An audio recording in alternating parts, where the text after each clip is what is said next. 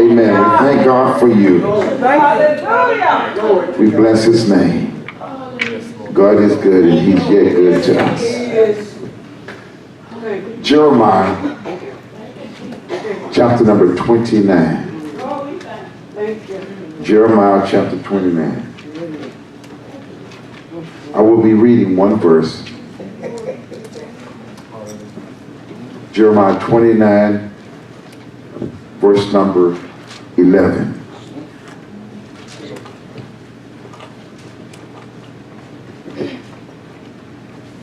Jeremiah 29:11.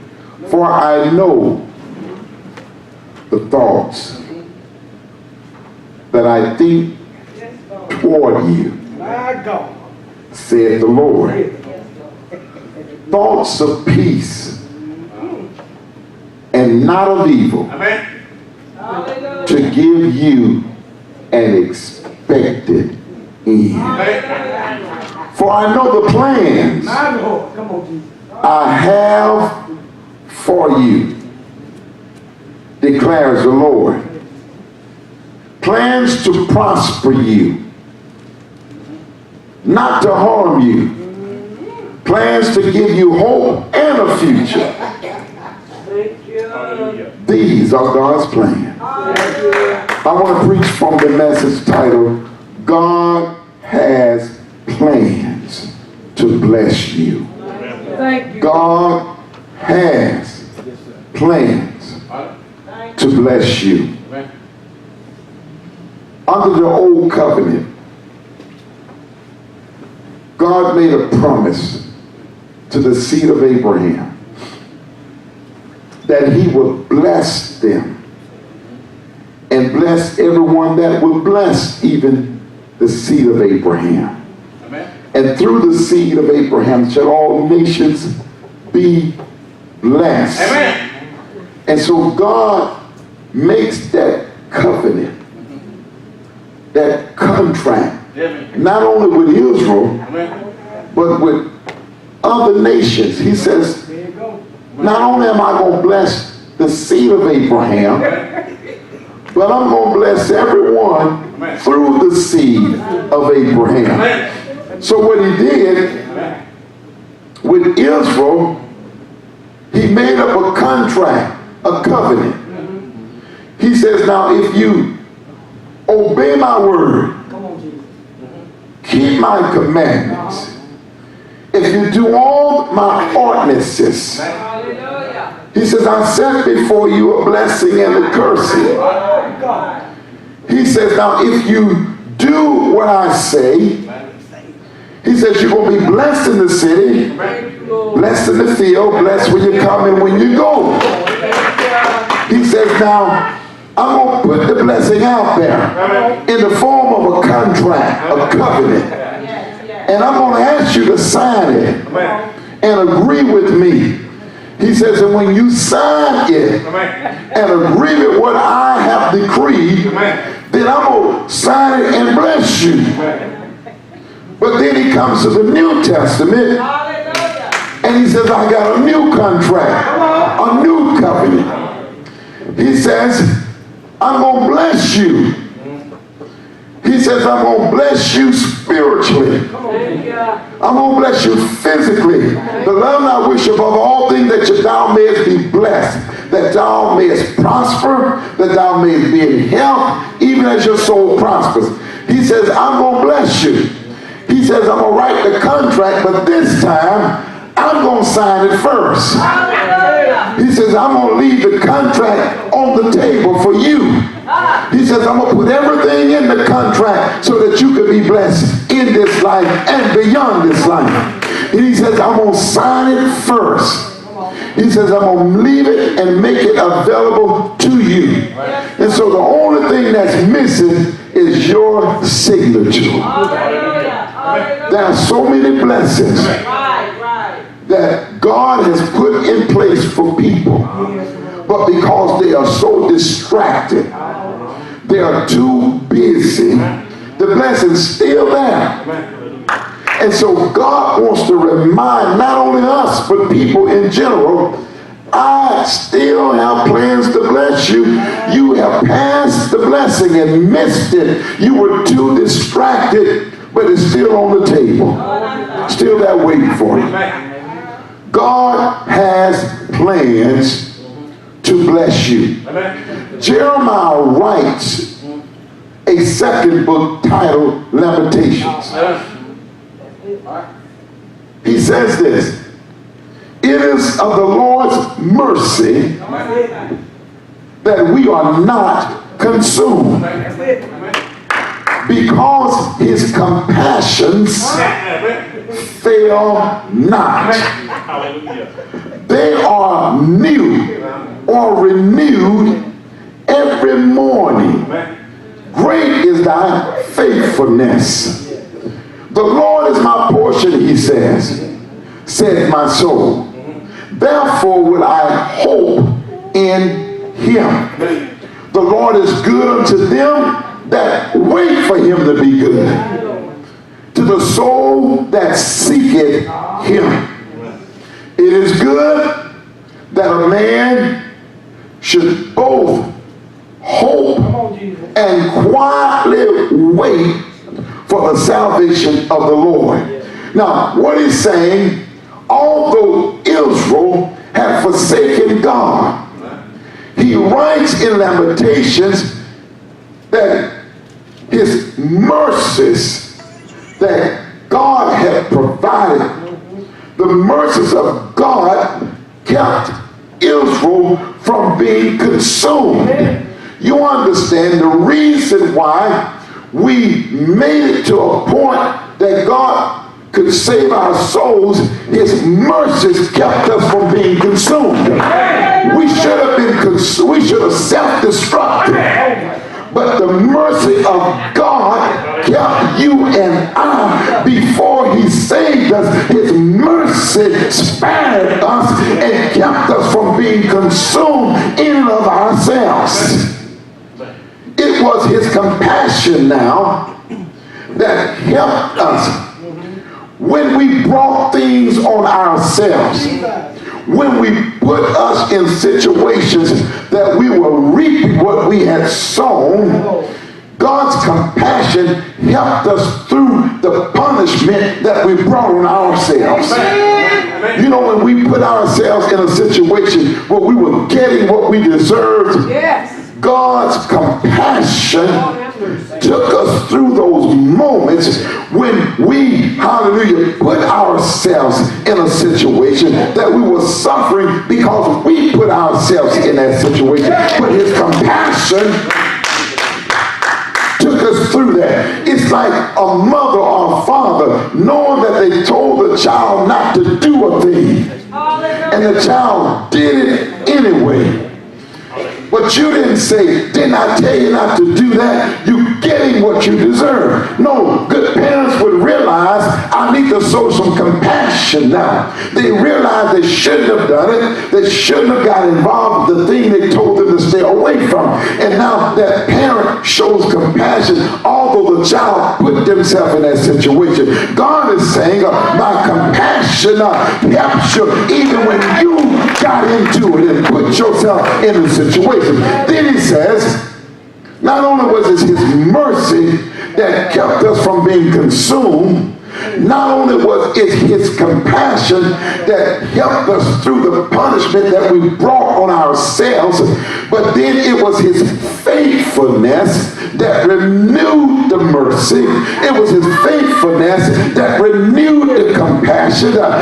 Even when we wouldn't respond to it, God offered mercy. We didn't respond to it. It expired, but God renewed it anyway.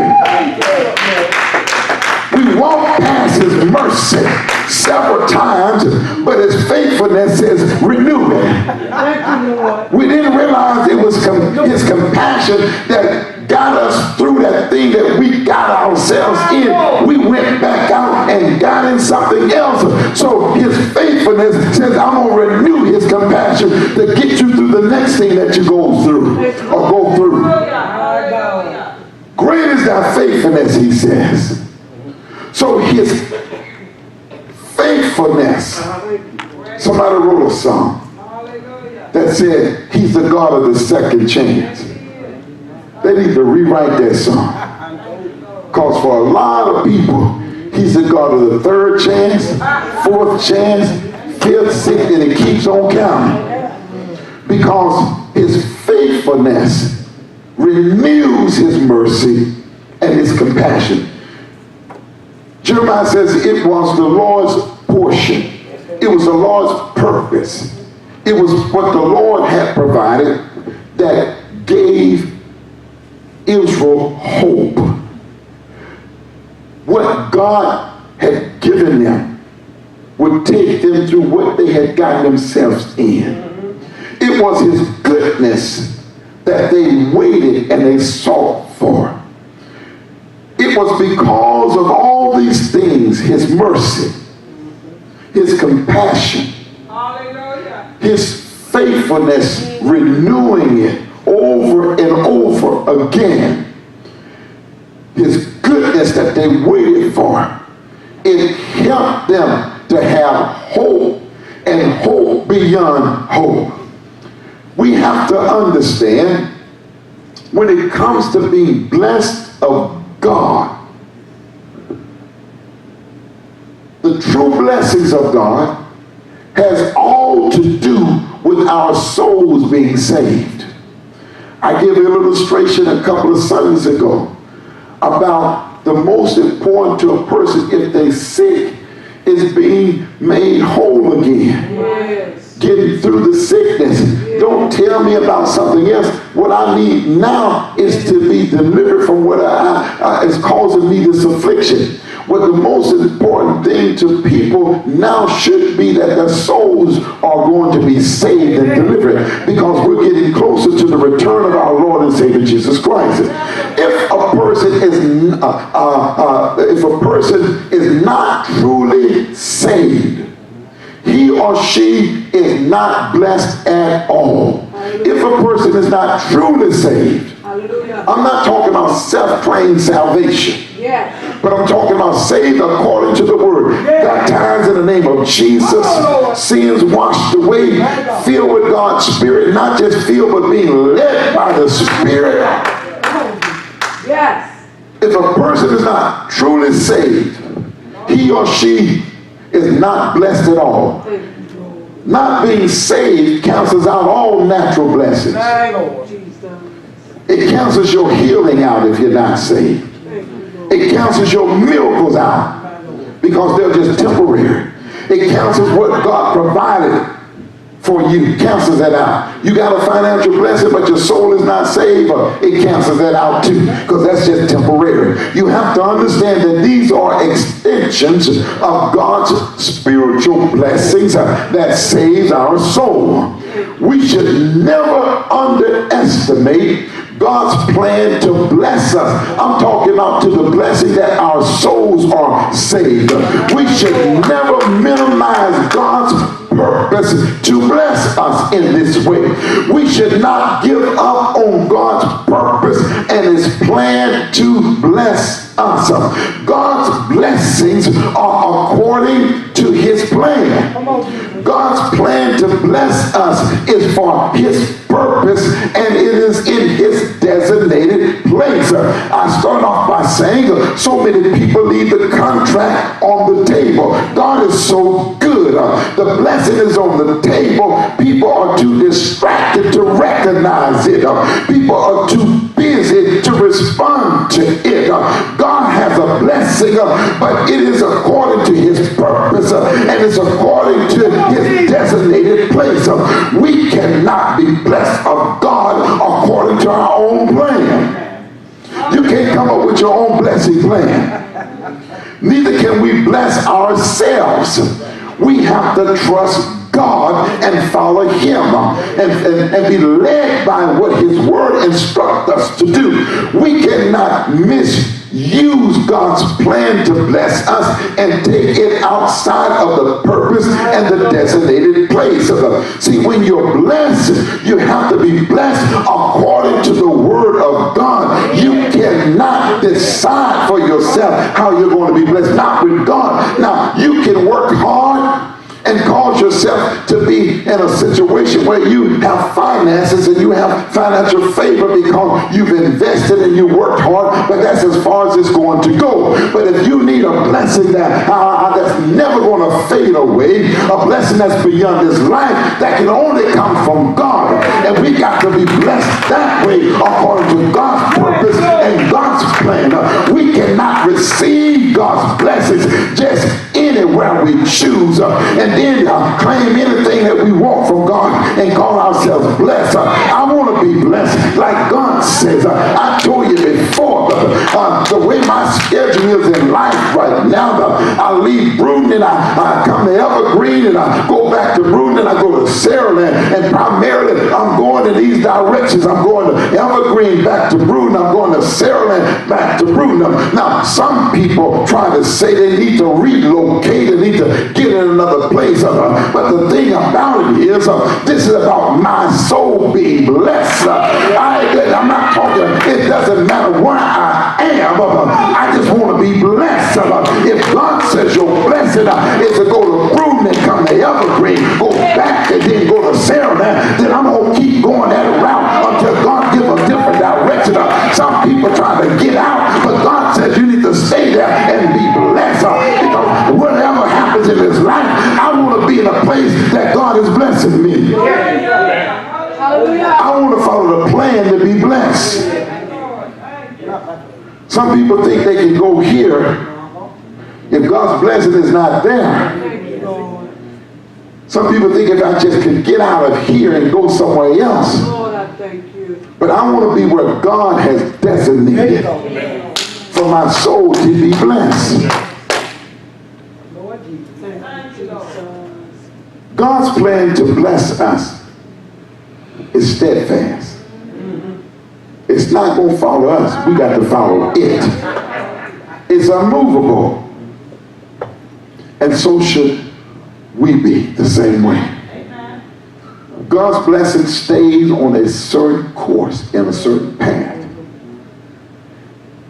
If we detour, God's blessing not going to follow us into what we chose to do if it's out of the will of God. We've got to find ourselves right back in that place where God designated to bless us. What God has available for us is not an automatic benefit. Meaning it's not just going to happen because God pronounced it and said it was going to happen. Only when we believe and receive God's blessings through submission and obedience. Even when Abraham pronounced a blessing, even when God pronounced a blessing on Abraham, it wasn't automatic.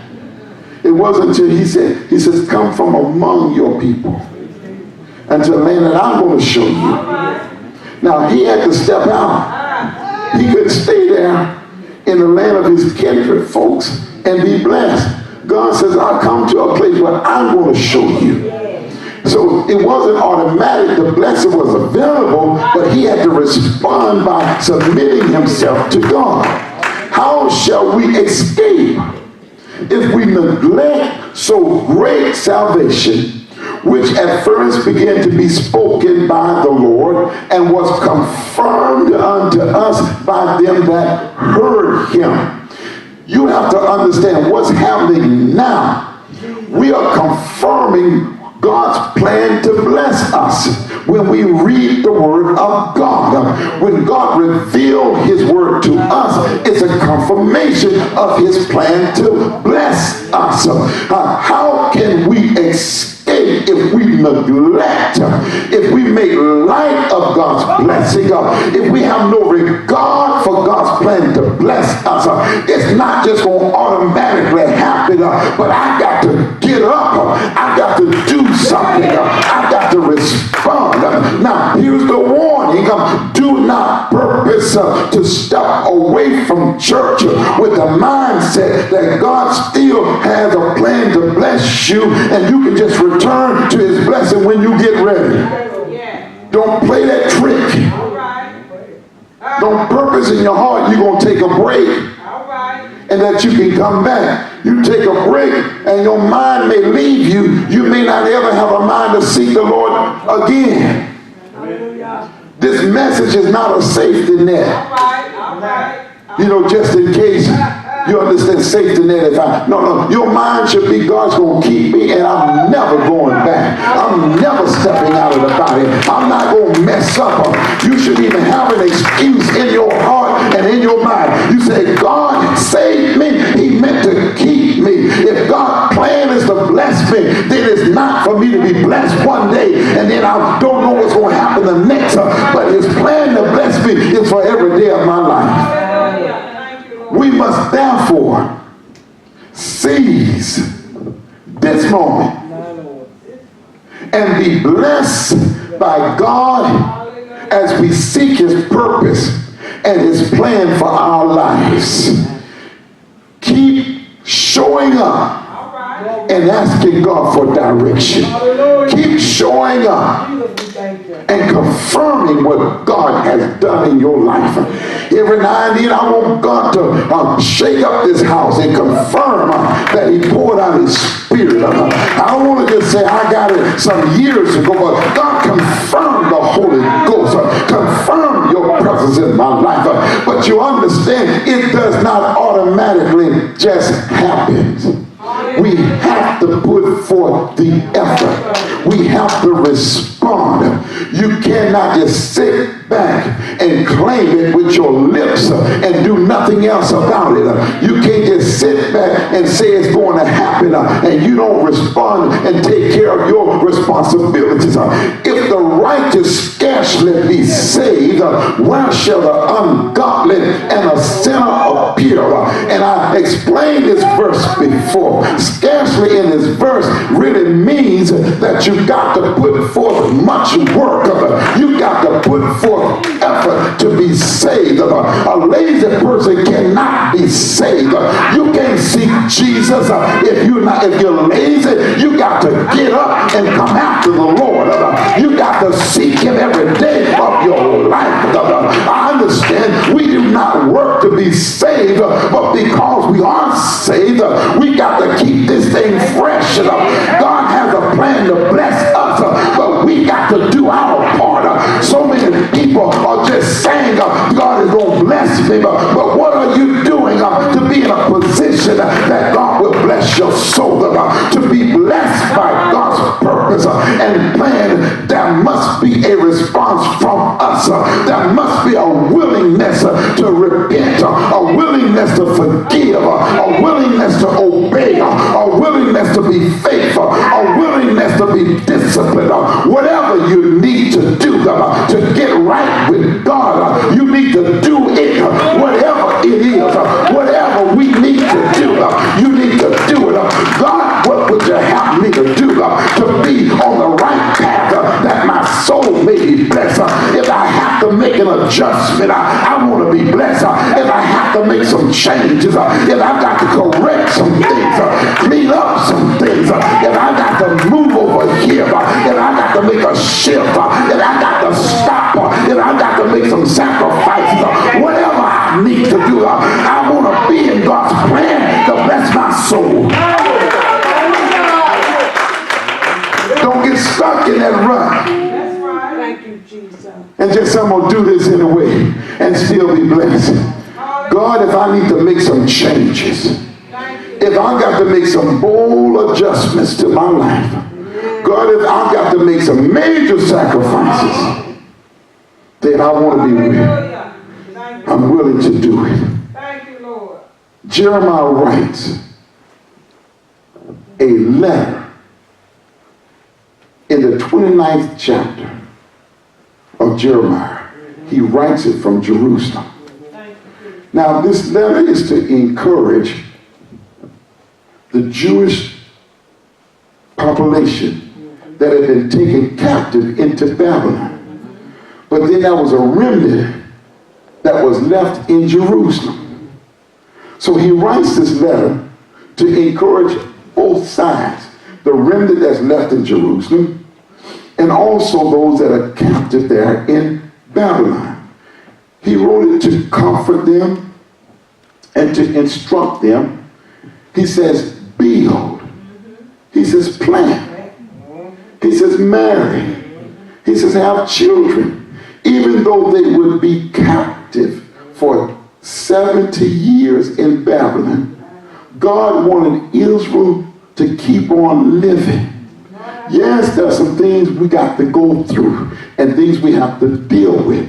There are some situations we put ourselves in. But remember, his compassion now is going to help us through those things. But God wants us to be reminded, just keep on living. I still have plans to bless you. God would bring them back to the land and he would gracefully prosper them. He wanted them to understand, although you're going through this, I still have plans for good and not for evil. Yes, it may be uncomfortable, but I still have plans to bless you. Yes, you may cry some days, but I still have plans to bless you. You may not understand what's happening. In fact, your life may have taken a major detour because of what you have done. But I'm going to, even in the situation, even with the process of you being disciplined and going through, I'm going to yet bless you. I'm going to have compassion on you. He says, before I formed thee in the belly, he speaks in reference to Jeremiah. He says, before thou camest forth out of the womb, he says, I sanctified thee. He says, I ordained thee to be a prophet unto the nations. This is what God said about about Jeremiah. Even when Jeremiah got to a point in his life that he sat down and he says, I'm not going to preach, I'm not going to prophesy, I'm not going to say anything else. But God said, I've already sanctified you. In the womb, I put it on you that you will be a prophet. And so when Jeremiah sat down and tried to close his mouth, but God just did a little something and caused a little stirring on the inside of his soul. Even after he said he wasn't going to open his mouth, God says, I'm still going to use you and you're still going to prophesy to the nations. It is our responsibility to follow God's course that will cause us to be blessed. You understand there are things in life we may not cause it, or it may be caused by us that get us off course. But the main thing is to get back in place and get back on course and realize that God has plans to bless us. After some have ignored God and went a different route, God's plan to bless them is still there waiting for them. God tells Jonah, I want you to go and preach to Nineveh. But Jonah decides he's going somewhere else. After he spends 3 days, hallelujah, 3 days in the great fish belly, all of a sudden, God, remember God's mercy didn't allow him to be consumed. God caused the fish to spew him up, and after he came back out and back into the land of the living, God says, I still have plans to use you as a prophet. After John the Baptist stayed on his course, he questioned whether or not he had completed his journey. Things had got difficult. He was in prison waiting to be beheaded. He says, art thou he that should come, or do we look for another? You understand, sometimes you question around. Even when you question around, stay with God's plan. God knows everything about us. He knows our strengths. He knows our weaknesses. He knows where we are. He knows what we're going through. He knows how long you've been going through it. He knows the details of your situation. He knows your pain. He knows your temptation. He knows how you feel. He knows what you need. He knows how to help us. He knows what's going on. He's concerned about us. After Adam disobeyed God, God says, I still have plans to bless man. And the Lord called Adam, wherefore art thou, hast thou eat of the tree whereof I commanded thee not to eat. Adam had got himself in the situation. He had exposed himself. God didn't make him naked. He made himself naked. But who covered him up? God covered him up. His mercy and his compassion. When we mess ourselves up, when we expose ourselves, here come God. God said, I'll cover you up. I'll forgive your sins. Hallelujah. God still had plans to bless them.